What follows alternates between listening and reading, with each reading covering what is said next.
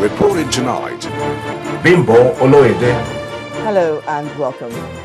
Tonight, President Goodluck Jonathan addresses 68th United Nations General Assembly, seeks inclusion of Nigeria in UN Non-Permanent Council seat for 2014. University of Lagos students take to the streets, ask federal government to see immediately to the demands of ASU.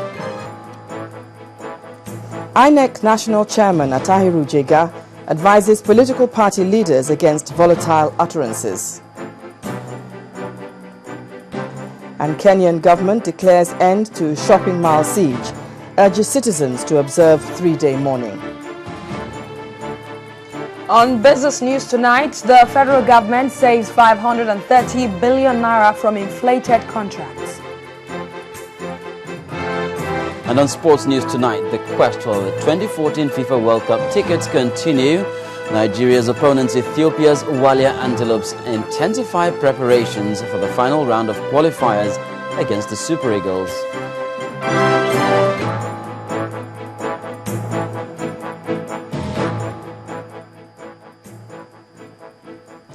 President Goodluck Jonathan today urged the United Nations to strongly consider Nigeria's candidature for a non-permanent seat at the UN Security Council in 2014. He said this in his address at the 68th UN General Assembly. The president emphasized Nigeria's tough stance against terrorism in Africa. Our foreign affairs correspondent, Amarachi Ubani, reports. In the midst of crisis, it was a speech filled with commendation, appreciation and urgency. President Goodluck Jonathan's address at the 68th UN General Assembly began with emphasis on the importance of meeting the Millennium Development Goals by 2015 and how an improvement of democratic institutions will help developing countries achieve it. 2015 is not a destination, but only a milestone to a better, safer, healthier, and more compassionate world. Let us therefore renew our commitment to the processes that will develop the post-MDGs framework. Mr. President, this objective is of particular resonance to us in Africa, where the challenges of poverty, illiteracy, food insecurity, and climate change continue to engage the attention of the political leadership. He then went on to discuss peace and conflict resolution in Africa, which he said has been made worse by the infiltration of small arms and ammunition, which must be curtailed. He pointed out that Nigeria's commitment to resolving conflicts is driven by a desire for a better world. Nigeria's commitment to sustainable peace and security propels the country to action along with member states of our sub-regional and continental organizations whenever stability is threatened in our continent. In recent years, Africa has had its share of conflicts, notably in Mali, Guinea-Bissau, Democratic Republic of Congo, Central African Republic, and Somalia.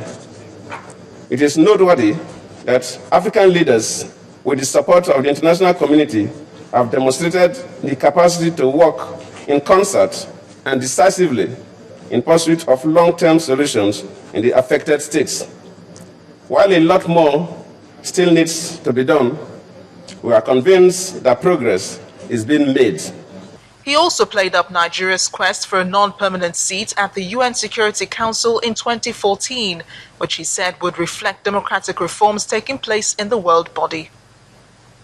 We believe strongly that the call for democratization worldwide should not be for states only, but also for international organizations such as the United Nations. That is why we call for the democratization of the Security Council. This is desirable for the enthronement of justice, equity, and fairness, and also for the promotion of a sense of inclusiveness and balance in our world. Our support for the United Nations Security Council in its primary responsibility for the maintenance of international peace and security has been total and unwavering. We have, in previous membership of the Council, demonstrated both the political will and capacity to engage in key Council responsibilities. Nigeria has therefore decided to seek election for the 2014 to 2015 non-permanent seat of the United Nations Security Council. I am pleased to state that Nigeria has received the endorsement of the Economic Community of West African States and the African Union. We urge this August Assembly to endorse Nigeria's candidature.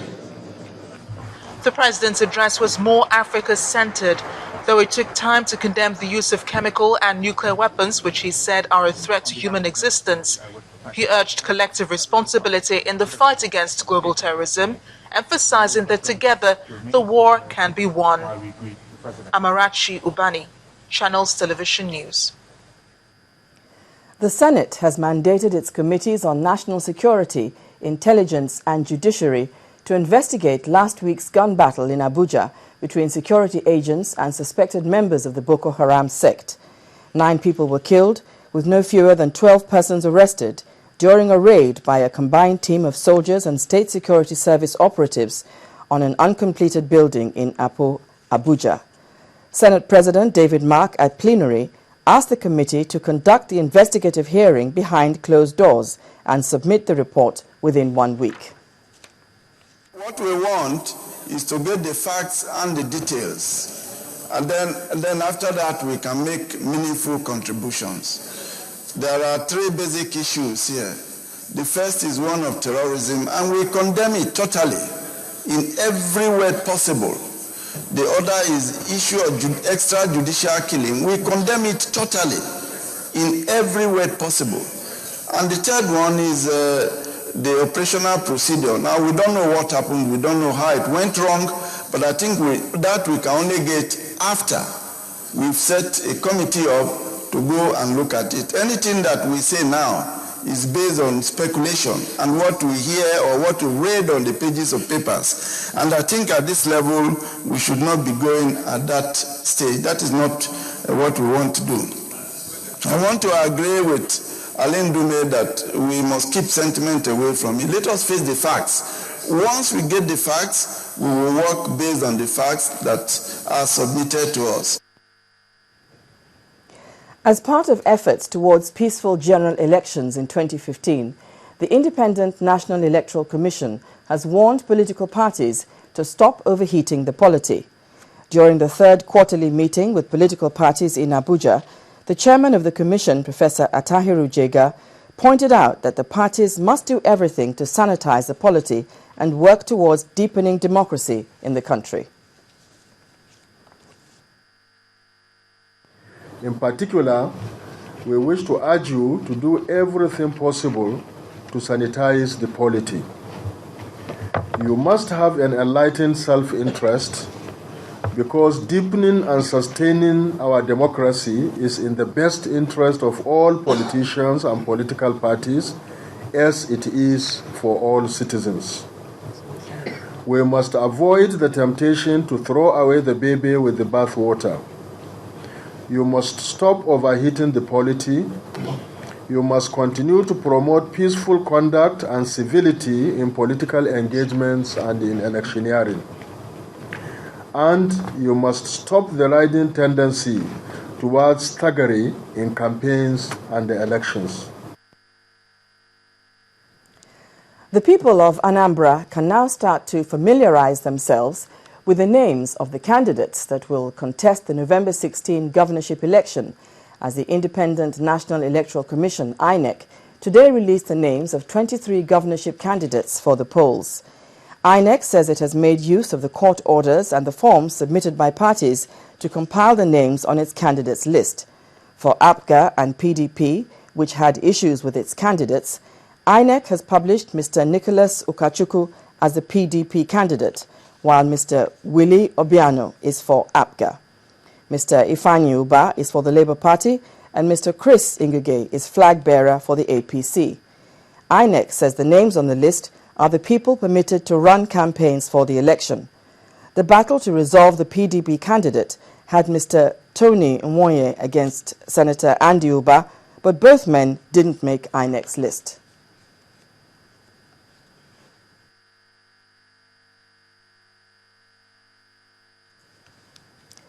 It's the start of a new legal year for judges and members of the bar in Lagos State. And to celebrate this, an integrative forum where discussions on the e-filing system, speedy dispensation of justice, and other issues relevant to the welfare of legal practitioners were also discussed. For the Chief Judge of the state, there are some reservations over the effectiveness of the e-filing system, especially as it concerns swearing of affidavits. Our correspondent, Victoria Idowu, reports. The world has gone digital, and the Lagos State Judiciary does not want to be left out of this transformation. It is for this reason that it is introducing the e-filing system to fast-track the process of justice delivery. The Chief Judge of Lagos State, Justice Ayo Phillips, led other officers in the Temple of Justice to introduce this new e-filing system. We can gladly demonstrate the product that we have in place, which is going to allow you and myself to be able to file cases from anywhere in the world so long as you have internet. You're going to be able to go through a secure portal, put in your username and password, and you're going to not just be able to file, you're going to be able to upload your documents, and also you're going to be able to make payments. But there are questions on how this process can work. I'm just worried about false affidavits or the wrong person swearing an affidavit and then it's uploaded into the system. That's the problem that we in the court have to deal with. So how can we move past that? What about when I want to file originals and affidavits, where I would need to stamp? Would I still need to stamp, scan, and then upload? If you upload, let's give an example. You upload from your chambers now. There's no way the document will still come in front of the commissioner. You will be notified when to come. When the document comes, your documents will be downloaded again. The legal maxim that says justice delayed is justice denied is the major reason fast-tracking of cases has become necessary. Now they'll be able to file cases with the Lagos State Judiciary online from the comfort of their chambers, their homes. End users can also track their cases online by just logging, creating an account, registering, logging onto the system, and just to see the status of their case. Some lawyers have expressed their fears to how this new e-filing system would work. But with every new innovation comes with it its own new set of challenges. Perhaps this innovation is what is needed to bring about a change in the judiciary system. Victoria Idowu, reporting for Channels Television News.